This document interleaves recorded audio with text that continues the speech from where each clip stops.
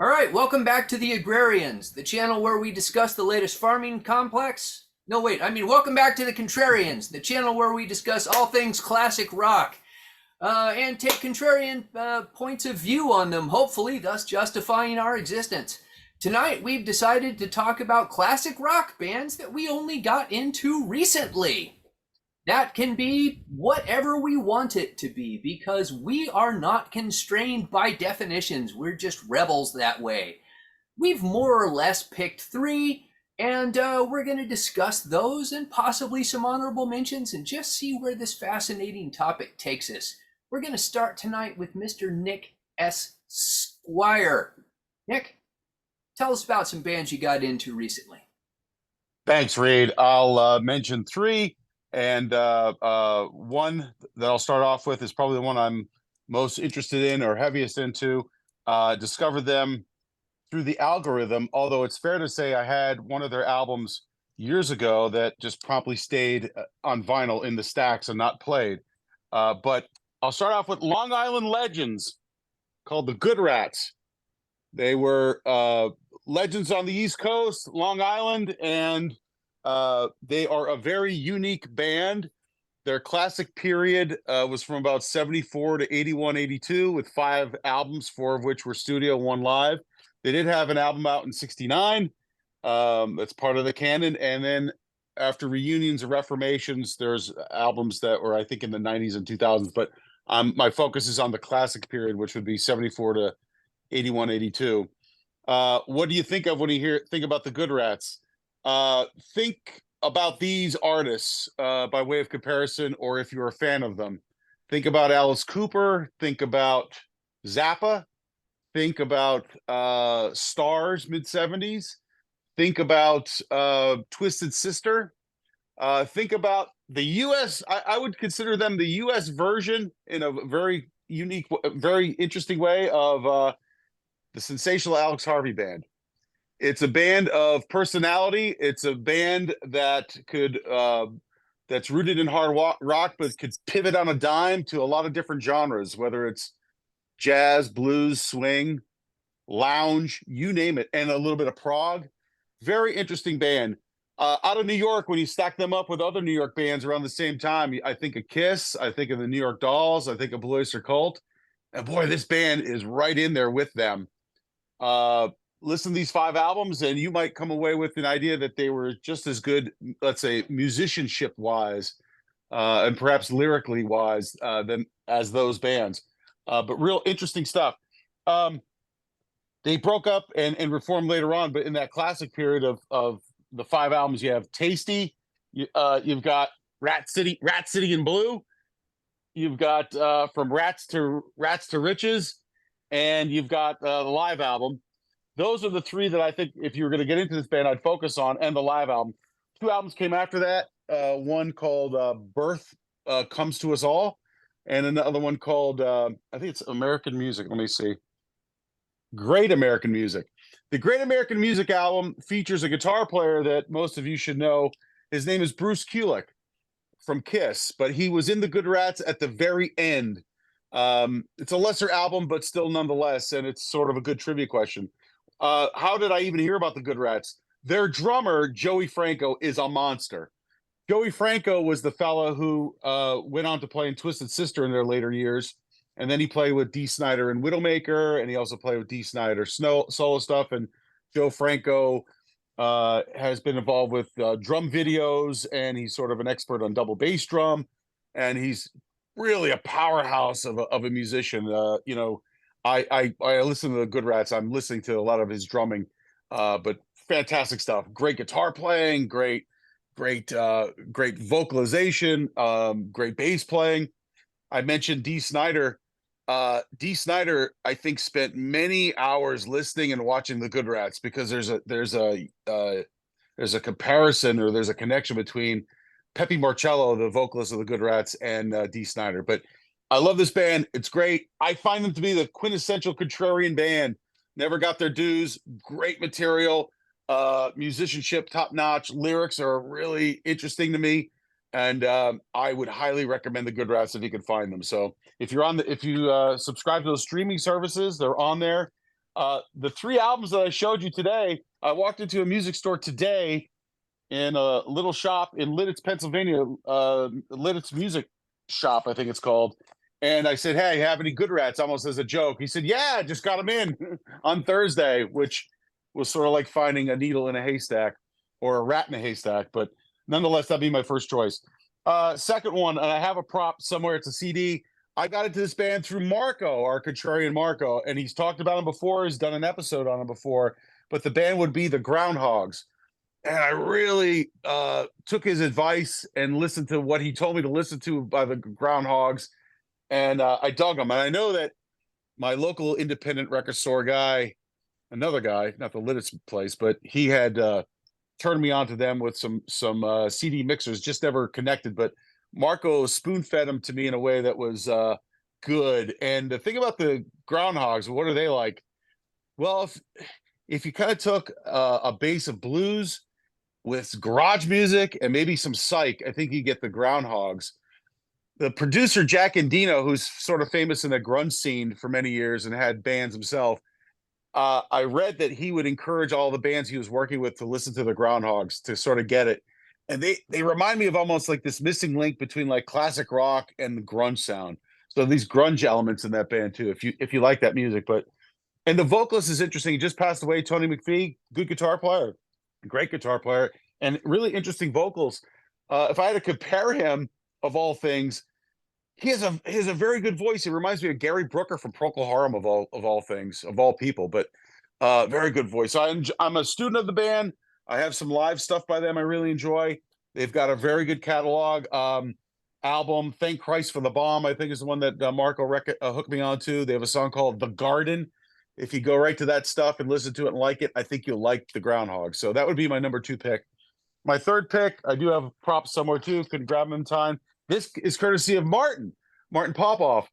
It's a band that I also bought on vinyl, and they promptly stayed in the racks. I never played them, but he's talked about them on various episodes, and he's done episodes about them. And there's no reason why I shouldn't listen to them because they featured Ronnie Montrose and Davey Pattison. Davey Pattison happens to be one of my favorite vocalists of all time because he's played for many years with Robin Trower, but that band would be Gamma. And they have a nice, tidy little discography of 4 albums. I think I was turned off by them, maybe by the name. I thought maybe they'd be too proggy for me or too much with the gadgetry, or maybe I thought it was going to be fusion a la, the Bay Area, San Francisco or something, but not. It's AOR rock, straight ahead stuff. Davey Pattison is a fantastic vocalist. It's really good stuff. They just never got their due, received absolutely no airplay in the States. I think of the 4 albums they have out, I think I like the second one, and their albums are, sort of not interestingly named, but it's Gamma 1, 2, 3, and 4. But I think I like the second album the best. But if you like anything by Montrose and you know anything about Davey Pattison, you're really going to like Gamma. And I think that's sort of a band for me I'll be diving more into over the next few months. But couldn't recommend them highly. Couple honorable mentions. I'll mention 1 or 2. I was actually into this guy a few years ago, but for purposes of discussion today, I got more into him through the algorithm. Just passed away as well, and that would be Bernie Torme. And Bernie Torme is just a fiery guitar player. If you like Rory Gallagher and people of that ilk, Gary Moore, you'd love Bernie Torme. Had a band with Dee Snider that never got off the ground called Desperado, but I like his voice. It's sort of off kilter. Reminds me of Pete Way. Sort of, you would think that maybe he's just slightly off a bit, but his guitar player is very fiery, real basic stuff. It feels like he just plugs into his Marshall and lets it rip. And he's not just a guy who backed up Ozzy Osbourne on a couple dates after Randy Rhoads died for a few gigs. I know he played with Gillan. He's played with other people, but he has quite a nice discography on his own as a solo artist. So I'd recommend him as my honorable mention. Very good. I think that Rat City in Blue may be my new favorite pun album title. Oh, and that is a fantastic album to read, and you should give it a listen. The song Does It Make You Feel Good as a rocker, fantastic. And there's a song on there, it's a ballad. I'm not usually grabbed by ballads, but I'm really was intrigued by the lyrics, called Advertisement in the Voice, and the voice being the Village Voice. It's about a guy who's just sort of lonely, flipping through the personal ads of the Village Voice, and he's a teacher who teaches in some sort of like prep school in the Northeast. It's just a great song. It's sort of melancholic, but there's a tinge of hope in there. And I'm not usually, songs like that don't usually grab me, but boy, that's a great song and great lyrics. And that's a Yeah. great album too. All right. Okay, so before I move on to our next actual panelist, we did have some panelists who had to drop out at the last second. One of them did ask that I read a submission that he sent in. This is from Philippe. Philippe said, "So I recently got into Thin Lizzy, essentially for the first time. Obviously, I'd heard some of their massive hits in the 90s and early 2000s at bars and some parties. And at this point, I have to say, Philippe goes to very different bars and parties than I went to in the 90s and 2000s. But in my teenage mind, also, again, very different bars and parties than I was going to. I always associated them with the dated notion of classic rock, which never appealed to me. I guess I didn't want to look out of fashion. Although other classic bands featured in my preferences, even as a young teen, I never got into Lizzy. I knew they were a massive influence for Iron Maiden, but I never bought any of their albums. This has largely changed with online streaming, and now I'm going through the entire catalog and really loving it. Some classic bands require growing up significantly, but it is not a virgin discovery as I know already a lot about them, so the novelty of a totally new discovery is lost on me. Recently, I also listened for the first time to Uriah Heep Abominog because the media and fan discourse taught me that only the first album count. They were right on this one, I'm afraid, but not on my other recent discovery, which was Zeppelin's In Through the Outdoor, which I think is gorgeous and in many ways more mature than the classic era albums. Okay, things to think about. All right, let's go to Australia for our contributor, Bicycle Legs. Bicycle Legs, I know you've been doing a whole series on discovering Rush, so I'm eager to hear about bands that you have recently gotten into. Well, I mean, Rush is the first one I was going to talk about, but I'm not going to talk about them for too long because, as you mentioned, I'm doing a whole series on my channel about getting into this band. And my story with Rush, for those who haven't sort of seen my series, is that many, many years ago, I had a friend that I used to work with, and we used to swap CDs with each other to, you know, help each other discover music that we hadn't sort of gotten into.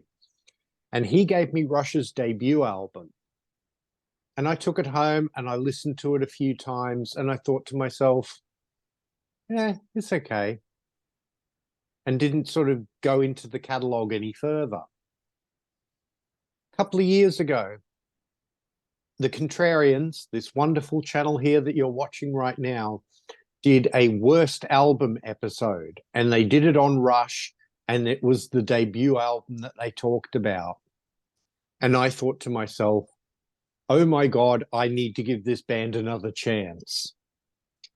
So I decided to get some of my wonderful friends that I've made on the Contrarians and elsewhere to give me recommendations on Rush albums, and I would do a show on each one and go into it, listen to the album, talk about my initial reactions and get their feedback about what I should be hearing through the album and so on and so on.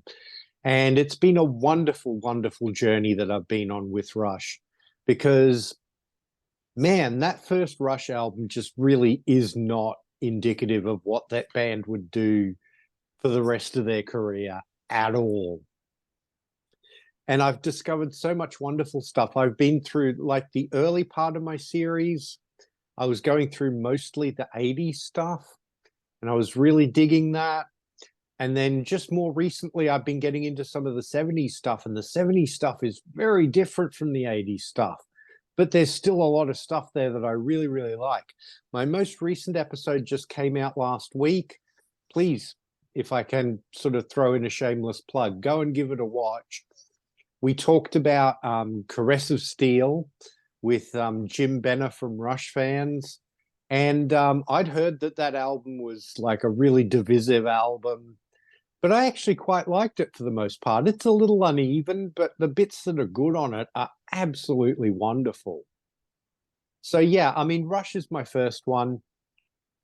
I mean, it was the obvious choice for me. But I've got a couple of other, and the bands I've gone for really are classic bands, as in bands that everybody else I know seems to be into for a long time. And it's just taken me forever to get into them. The second band I'm going to have a look at is wonderful band from Chicago, and that is Styx. Now, when I grew up, I'm an 80s kid. Like I grew up, I was born in the 70s, but my music sort of journey started in the very early 80s. I would have been 9, 10 years old at the time. And the only Styx song I knew was Mr. Roboto from this album here. And I was an 80s kid. I was into the sort of the synth pop and that sort of thing. And I loved Mr. Roboto. And I still do. I still think it's a great song. But I never explored the catalog any further. And then just more recently, I've heard, you know, people like Pete Pardo from Sea of Tranquility go on about how wonderful Styx are and how proggy they can be and all that sort of thing. So I started picking up albums as I went along. And I've picked up some of the classics. I've managed to listen to things like Crystal Ball and The Grand Illusion. This album is absolutely wonderful. It is my favorite Styx album so far, without a doubt. Pieces of Eight.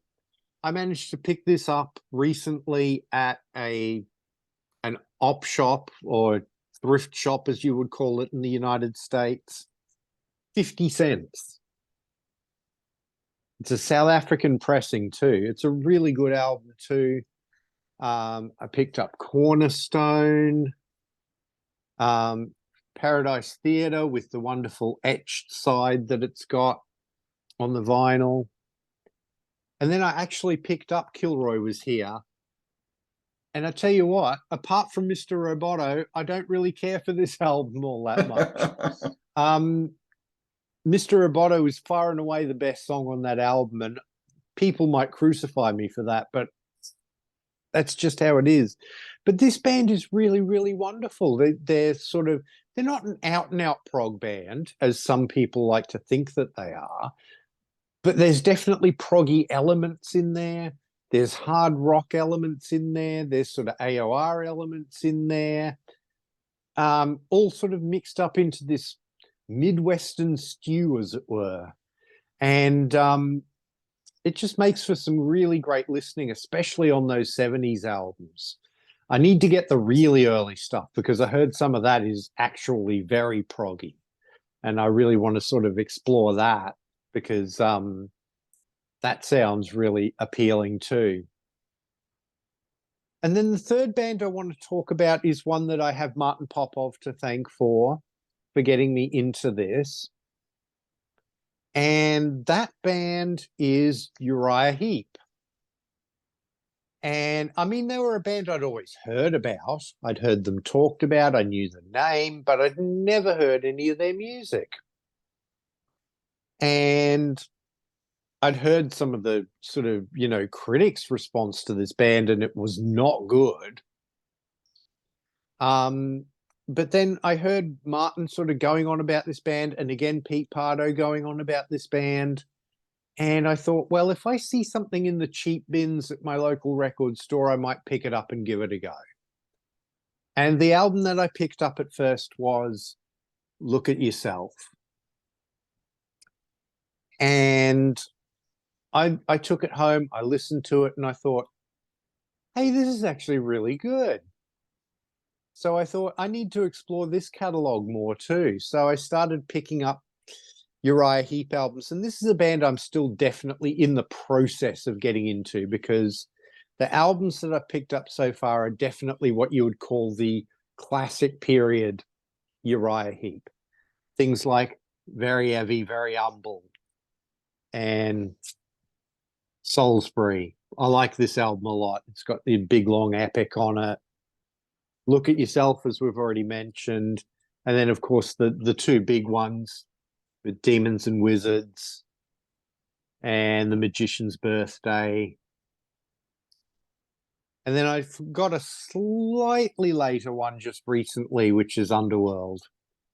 And I like this one, but I don't know if it quite stacks up to those other early classics.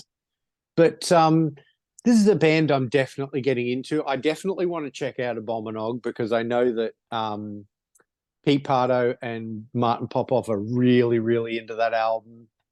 And it's a different lead singer. And I always find it interesting when bands choose different lead singers and how that affects the dynamic of a band going forward. I've also heard that the last 3 or 4 Uriah Heep albums are considered to be really, really good by the fans. So I'd be interested to check those ones out too. But yeah, those are the 3 that I picked as sort of the classic bands that I've only gotten into fairly recently. Couple of honorable mentions. Rainbow is a band I'm only really just starting to explore. Again, always knew they existed because of the Deep Purple connection, but never listened to them. And again, I think I picked up a copy of Rainbow Rising in a cheap bin and really liked that. And then I picked up a copy of Down to Earth because it's Martin's favorite Rainbow album, according to the Contrarians episode that he did. And I quite like that too. So I definitely want to get more into that.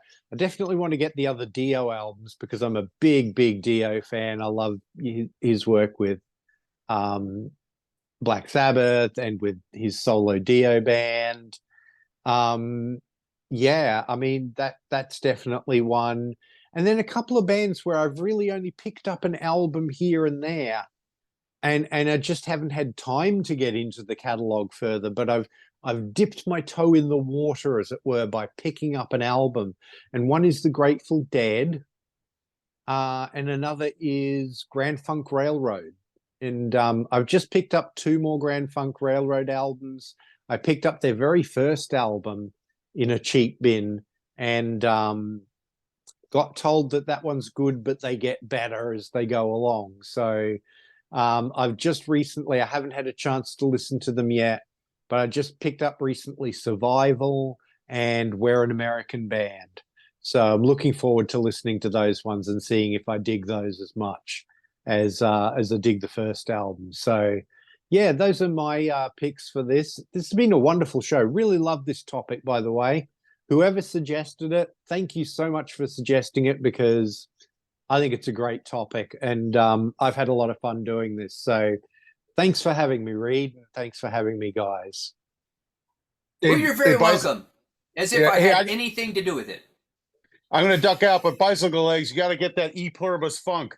I sort of collect that, and I think I have half the E Pluribus Funks on the East Coast of the United States. So it's just it's just an ass kicker of an album. It's still real raw, and love it. But I'm gonna listen. I'm listening to the Parish of Rock. You just won't see me. So okay, well, all right. I was going to use this as a honourable mention.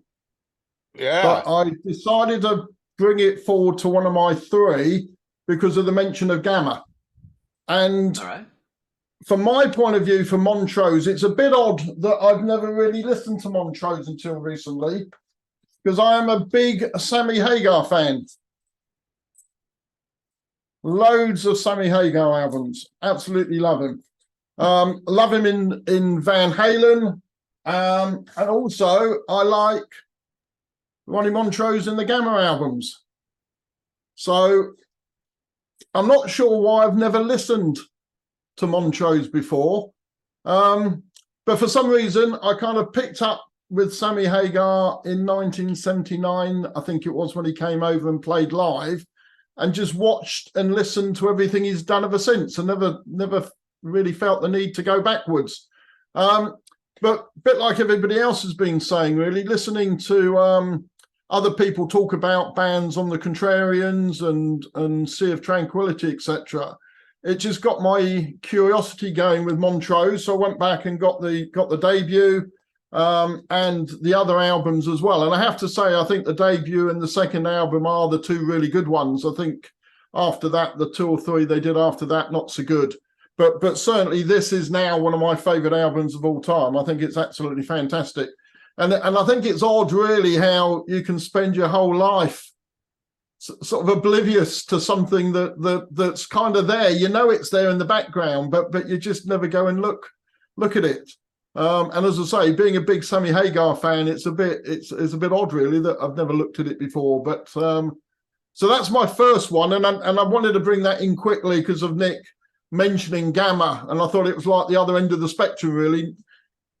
Nick's into Montrose but never listened to Gamma, and I kind of like Gamma but never listened to Montrose, so I thought it was quite a good book ending to the bands, really. My second one is going to be Bebop Deluxe. So I'm not sure how well known they are elsewhere, but over here in the early 70s, they released 5 albums. Reasonable success in the UK, had I think 3 top 20 albums, and they're another band I've been aware of for most of my life. My elder brother was really into them and had all their albums, and I thought the album covers were fantastic. This Axe Victim remains one of my favourite album covers of all time. But for some reason, it just never clicked with me. I listened to them quite a lot back in the 70s. And I'm a big Queen fan. I'm a big Bowie fan. So you would have thought somebody like Bebop Deluxe would be somebody I'd like. But for some reason, I didn't dislike them. I just never, as I say, just never clicked, really. And then I heard a couple of songs on the radio during lockdown. One was called Made in Heaven. The other was Ships in the Night.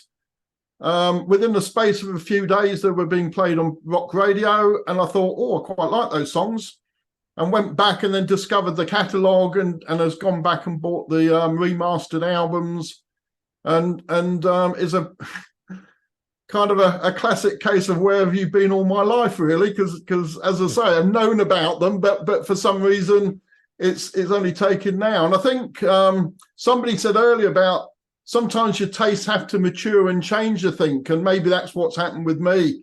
I think maybe back in the 70s, I liked my music a little bit more raw and energetic, maybe, and certainly Bebop Deluxe are a little bit more mature, I guess, and a little bit more smooth.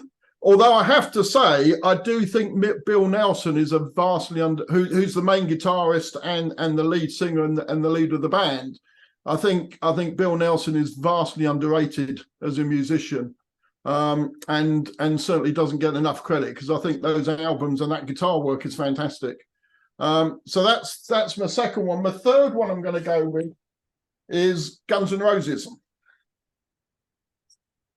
So back in the 80s, when Guns N' Roses started, I just didn't like them at all. I thought they were a cliche, the sort of most dangerous band in the world, sort of reputation they gave themselves, Axl Rose's antics, etc.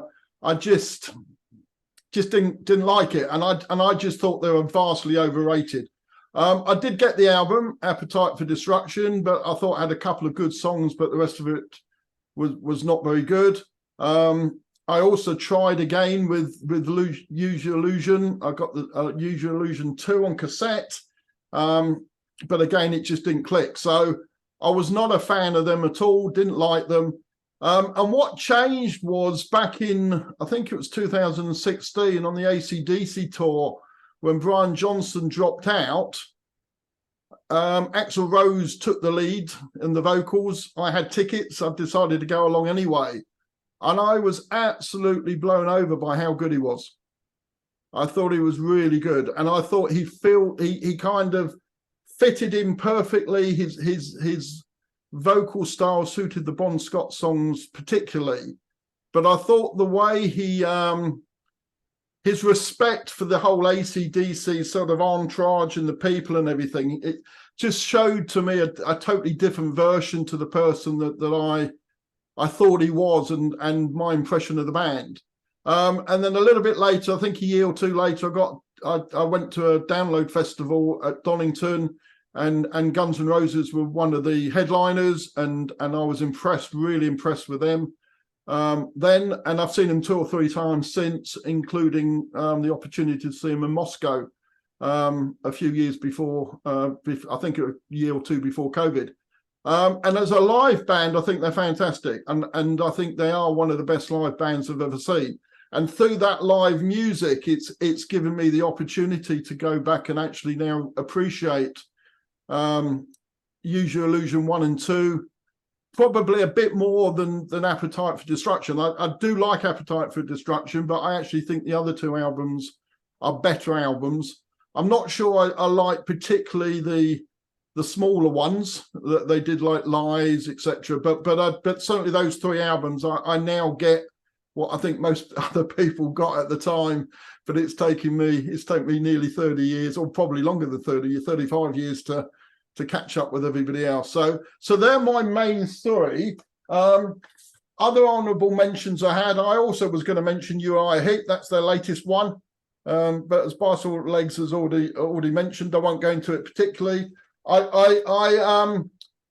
was a fan of Bob and Og and Head First, which were their sort of AOR albums in the early 80s, but I really didn't like or have anything at all for their 70s stuff, really. And it was only because of that new album everybody was going on about how good it was. I thought I'd give it a go. Thought it was a really good album, probably my favourite album of this year so far.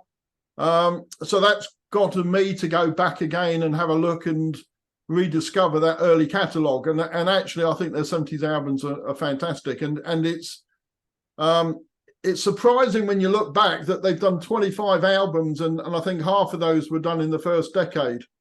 So it just shows you how many albums they did actually release in the 70s, and to keep that quality up there all that time. So another band that I've kind of been aware of, but not really paid any attention to. Only this year have I gone and explored and discovered the back catalogue of certainly of the 70s albums of Uriah Heep. So those are my 5, I think, in total. All right, very good, Parish. Thank you very much. So a couple of things. One, I have not seen anybody wearing a Dynasty shirt since 1979 when I saw the Dynasty tour. And 2, I love that Bebop Deluxe album. When I first heard it, I thought it sounded exactly like The Rise and Fall of Ziggy Stardust and the Spiders from Mars. It's uncanny, just with a different singer. Other than, it sounds like you take David Bowie off, you put, I don't even know it's not Bill Nelson who sings on that, is it? It is Yes, Bill Nelson that sings. It is Bill Nelson. So it's just Bill Nelson singing, but boy howdy, what a great album that is. Although I think that first album is like Bowie, and then they progress into more of a Queen sort of phase, I think, and then the last album is quite new wavy. So they've got quite a spectrum of different musical styles across the 5 albums. Yeah, and he's prolific. If you look on Bandcamp, Bill Nelson must have 20 albums for sale on Bandcamp. Yeah. Not even under the Bebop Deluxe name, just under Bill Nelson. And I've got an instrumental album he did with Reeves Gabrels, who is one of Bowie's guitarists. So anyway. So what have I got for us? Well, my mind is kind of all over the place. That's just a blanket statement. When we come to music, though, my mind is kind of all over the place. So as everybody on the panel has said in different ways, nothing has changed my listening habits more in the last few years than my participation in the Contrarians. That is one of my favorite things about participation in this channel.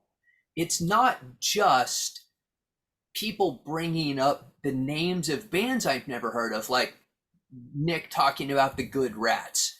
I don't know that I've ever heard the words the Good Rats strung together into the name of a band before. I may have, but I don't remember it.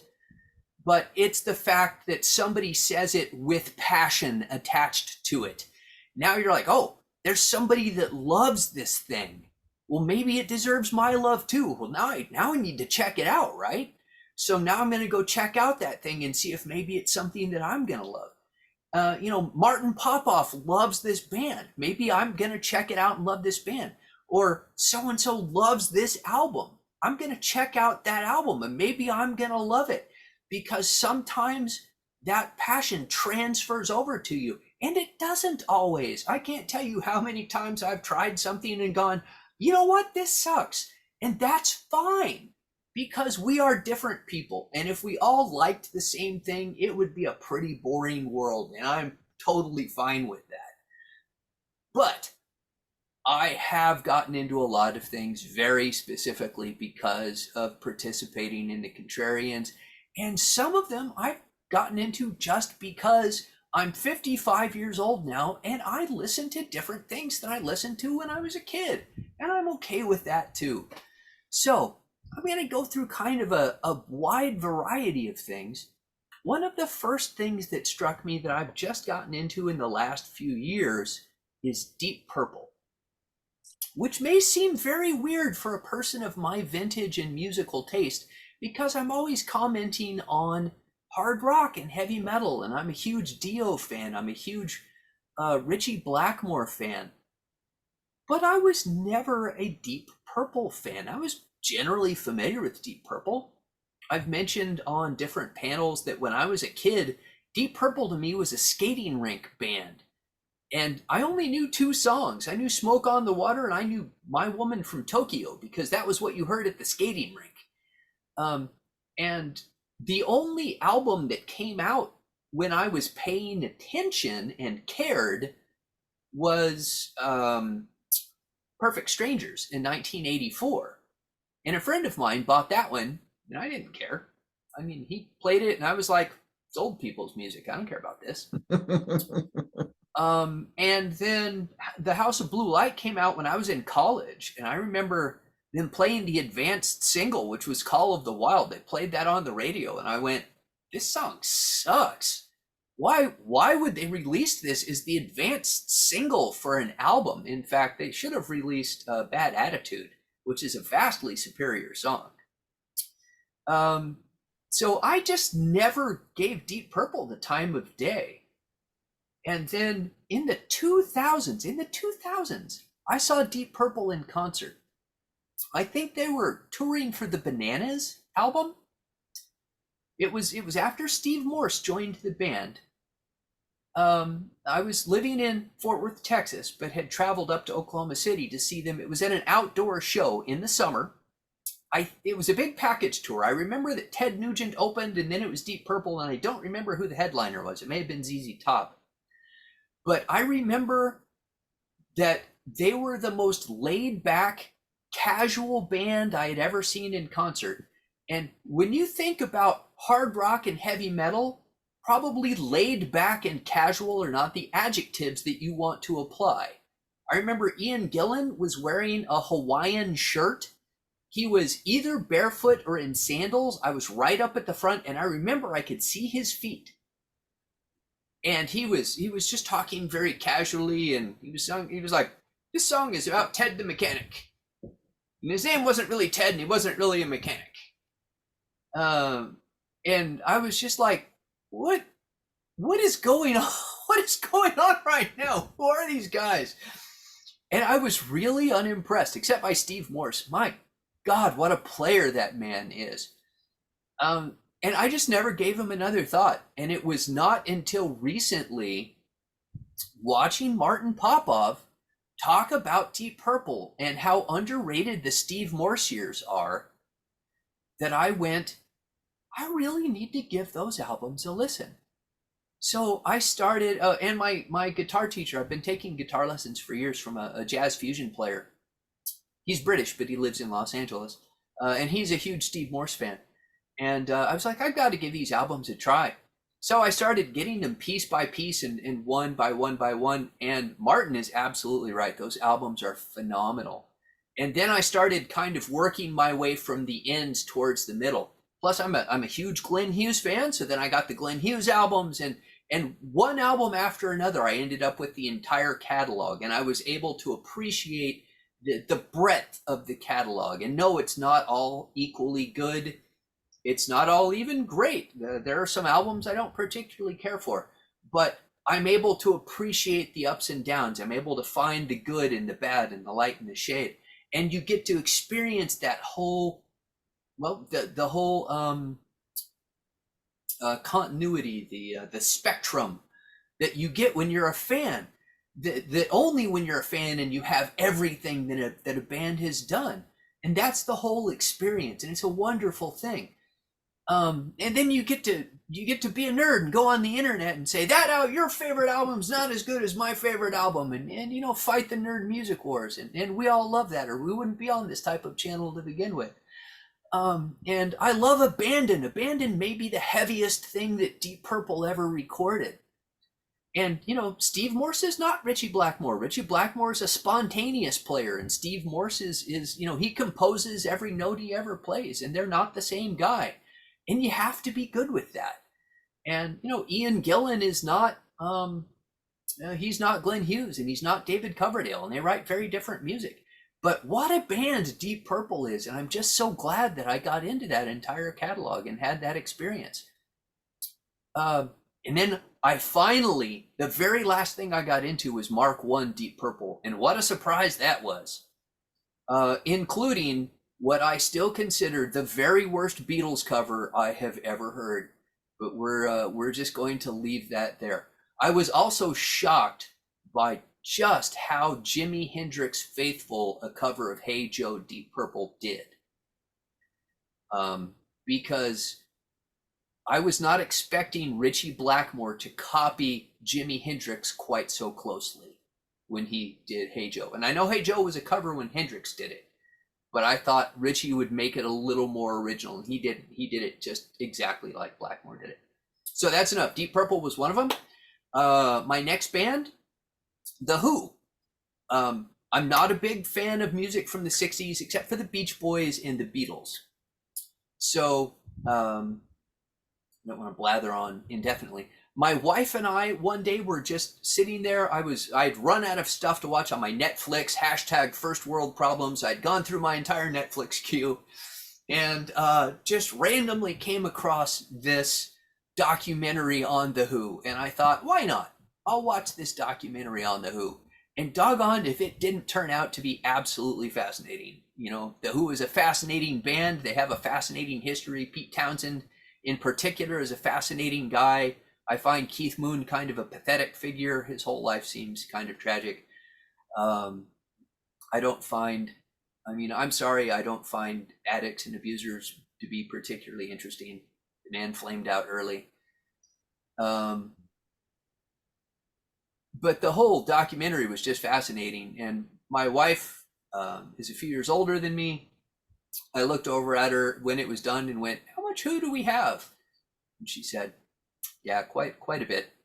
So just went down to the collection, pulled out some Who and started listening, and been a Who fan ever since. And just like with Deep Purple, I kind of started with the epics with Tommy and Quadrophenia, and sort of worked my way there into the middle and back out to the edges. And that includes the earliest albums and the very latest albums. And kind of like with Deep Purple, the newest albums from Deep Purple are better than guys in their 70s have any right to produce. And I would say that the same thing about their album Who. Is it fantastic? No. Is it better than you would expect from guys that are 75 years old? Yes. Will it be on my most played list of albums ever? No, but I'm glad it exists. And I do still listen to it occasionally. It's a fascinating artifact. Whoosh by Deep Purple is a genuinely good album. Who, not so much. Got a couple of good songs on it. But I like The Who's first album, Who Sings My Generation, depending on where you're from, better than the Beatles' first album. I know, throw your knives, cast your pitchforks, light your torches, but I like it better than the Beatles' first album. And as much as Pete Townsend poo-poos the idea of being the godfathers of hard rock, the Who are the godfathers of hard rock. The Who basically invented high volume hard rock. Pete Townshend accidentally invented the Marshall stack. You know, they invented destructive stage antics. You know, Paul Stanley and Jimi Hendrix and Ritchie Blackmore are destroying their equipment on stage, directly ripping off Pete Townshend. You know, these things would not exist if it were not Pete Townshend. So Live at Leeds will always be one of the best live albums ever recorded. So The Who, fantastic. And then my third one came as an absolute surprise to me. And it's my most recent one, so I have almost nothing cogent to say about this. I'm going to throw this out there just as something to think about in your path on life. So I don't make a big deal about it because I don't want to like try and big myself up. I am a home guitar player. I play for my own enjoyment. I am in a garage band. I'm not a talented guitar player like our fellow contrarian Andee Blacksugar, who is an amazing guitar player. If you've never had the opportunity to hear Andee play, he's professional. He plays in KMFDM and Blondie. He's legitimately good. You know, I play for my wife's enjoyment, and occasionally she goes downstairs when I turn on my amps. But I do play for friends and family sometimes. And after I had played for some friends one time, one of my older friends came up to me afterwards and said, "You know, you kind of remind me of Neil Young." And I said, "Neil Young? Are you kidding me?" I did not take that as a compliment. I do not like Neil Young. I don't like hippies. Again, I don't like druggies. I don't like the music. I don't let the long hair fool you. I'm not a 60s kind of guy. So I was like, Neil Young, ha, okay. And then I thought about that and I thought, okay, don't be closed-minded. You need to check out Neil Young and see where he's coming from. So I did the easy thing, which was I went and I bought a best of Neil Young. And I listened to it and I thought, this guy's crazy. I do not sound anything like Neil Young. And I put it back on the shelf. And I thought nothing more about it for 5 years. 5 years. And then one day I was just walking downstairs and I looked over at my CD shelf and I saw that album and I went, you know what, maybe it's time. And I pulled out that Neil Young and I put it in my CD player and went, this is really good. And I went and I bought more Neil Young and I listened to it and I went, this is really good. I don't know why it's good, but it's really good now. Yeah. So I'm acquiring more Neil Young. Yeah. I mean, the thing with Neil Young is that his catalog is so vast and it travels so much over the musical spectrum. You know, you have the country rock, the granola rock, as some people call it. But then you've got these, you know, really crunchy hard rock too. Things like the Rust Never Sleeps album and some of the stuff he did with Crazy Horse. It's Right. just like really, really. I mean, he's known as the godfather of grunge because Right. of some of those hard rock albums that he did. So, you know, there's a lot to love in the Neil Young catalog because he just does cast his net so wide as far as music goes. I mean, he even did an album that was very heavily influenced by the band Devo, an album called Trans, which I love. I think it's a great album, but it was one that definitely divided the fans. But yeah, he's a real musical chameleon, Neil Young. Well, I'm working my way through chronologically. I'm only 6 albums in. He's got a huge catalog, so I'm giving myself time to explore it. But one thing I've run into is, you know, I read descriptions of the albums and people are like, oh, this album is very dark.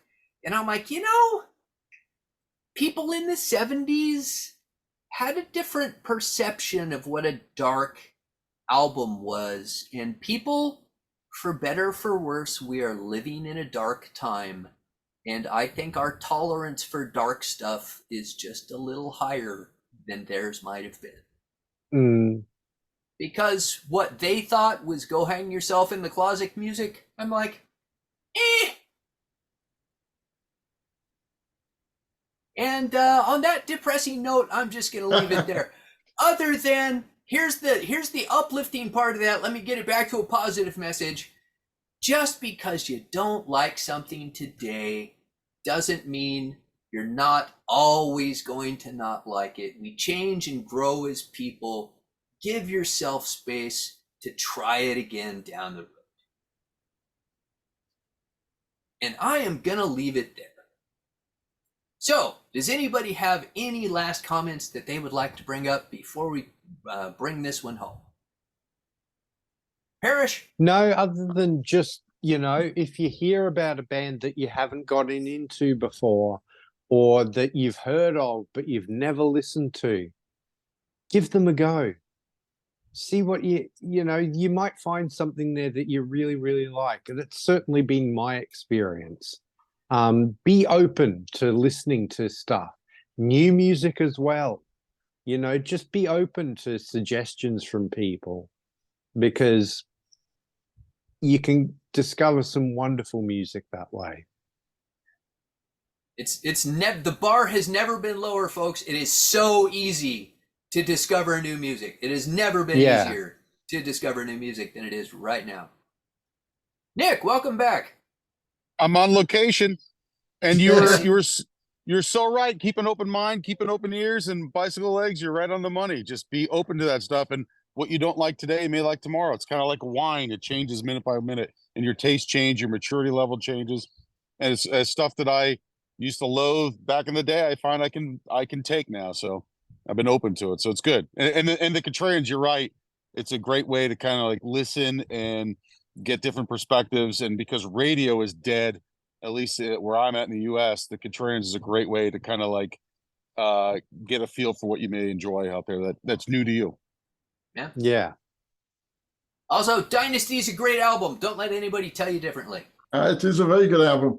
I think the only other thing I'd add is it's very easy to go and listen to an old band and then play it once and think, no, I was right first time. I don't think it's very good.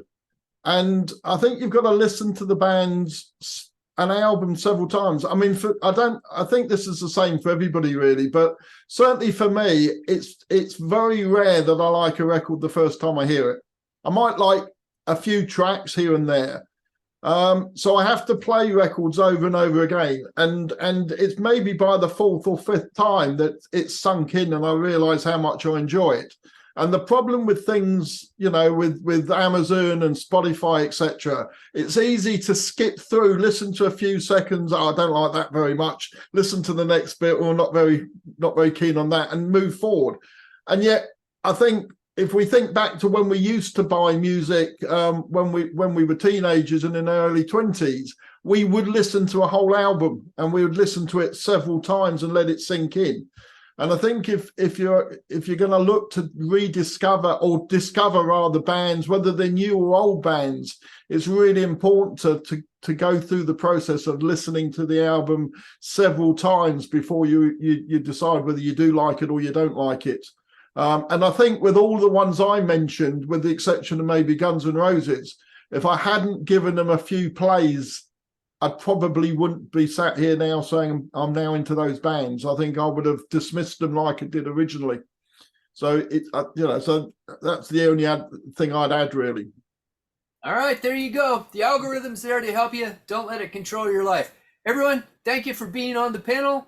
Everyone who's watching the video, thank you for checking out the Contrarians. Feel free to buy t-shirts, check out the Patreon, all that other stuff. You know what? I don't get a dime of this, but we love you for joining us. Check out the Contrarians, check out the other videos. We love you for watching. Peace. Bye.